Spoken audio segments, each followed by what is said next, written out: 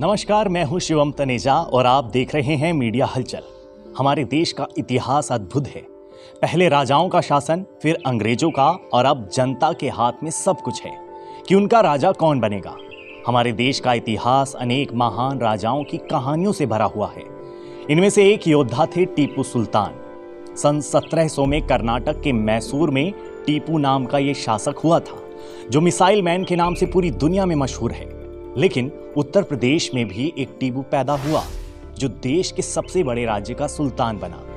जिस टीपू की हम बात कर रहे हैं, उन्हें सब अखिलेश यादव के नाम से जानते हैं। अखिलेश यादव का एक नाम टीपू है और आज हम आपको यूपी के सियासी किस्से में बताएंगे कि कैसे यादव परिवार का ये टीपू उत्तर प्रदेश का सुल्तान बना।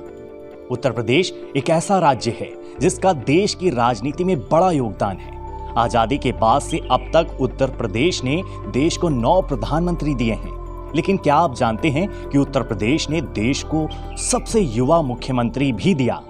सबसे कम उम्र में मुख्यमंत्री बनने वाले देश के पहले मुख्यमंत्री अखिलेश यादव हैं। महज 38 साल की उम्र में अखिलेश यादव ने देश के सबसे बड़े राज्य की जिम्मेदारी सबसे युवा मुख्यमंत्री बन अपने कंधों पर ली। टीपू का छोटी सी उम्र में सुल्तान बन जाना एक बड़ा कारनामा था, लेकिन यूपी का ये लड़का टीपू से सुल्तान कैसे बन गया? अखिलेश यादव को प्यार से उनके करीबी और लोग टीपू बुलाया करते थे।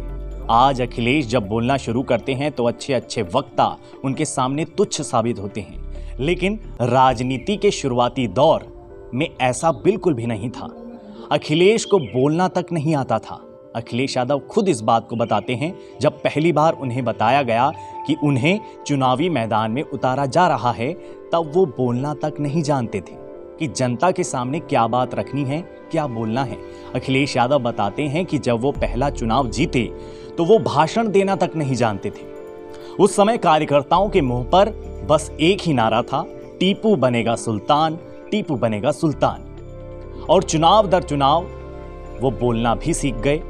टीपू क्योंकि सुल्तान बन गया, उसके बाद लगातार चुनाव हुए और अखिलेश यादव को बोलना आ गया। दरअसल बचपन में अखिलेश यादव को सब टीपू ही बुलाते थे और टीपू का अखिलेश नामकरण उनके स्कूल में हुआ यूं कि मुलायम सिंह यादव अपने बेटे को SN तिवारी के साथ इटावा के सेंट मैरी स्कूल में दाखिला दिलाने के लिए ले गए। जब टीचर ने अखिलेश से उनका नाम पूछा तो उन्होंने झट से कहा टीपू। तब टीचर को यह नाम पसंद नहीं आया। उन्होंने कहा, ये कैसा नाम है? तब टीपू बोला, मेरे घर वालों ने यही नाम रखा है। उस समय वहां मौजूद तिवारी जी ने 3-4 नाम सुझाए और टीपू को अखिलेश नाम पसंद आया और तब से टीपू अखिलेश बन गया। अखिलेश यादव बचपन से ही एक सभ्य और शरीफ बालक दिखते थे। बताया जाता है कि जब 2007 में सपा को हार का सामना करना पड़ा तो एक सभा में अमर सिंह ने युवा के चेहरे के तौर पर अखिलेश यादव का नाम आगे किया। इस पर पार्टी के सभी सदस्यों ने सहमति भी जता दी, लेकिन नेताजी को इस प्रस्ताव पर वो सहमत नहीं हुए। नेताजी उन्होंने इस बारे में पार्टी के वरिष्ठ नेता जनेश्वर मिश्रा से सलाह ली। अधिकतर लोग मानते होंगे कि अखिलेश यादव के राजनीतिक सलाहकार और गुरु मुलायम सिंह यादव ही होंगे, लेकिन ऐसा नहीं है।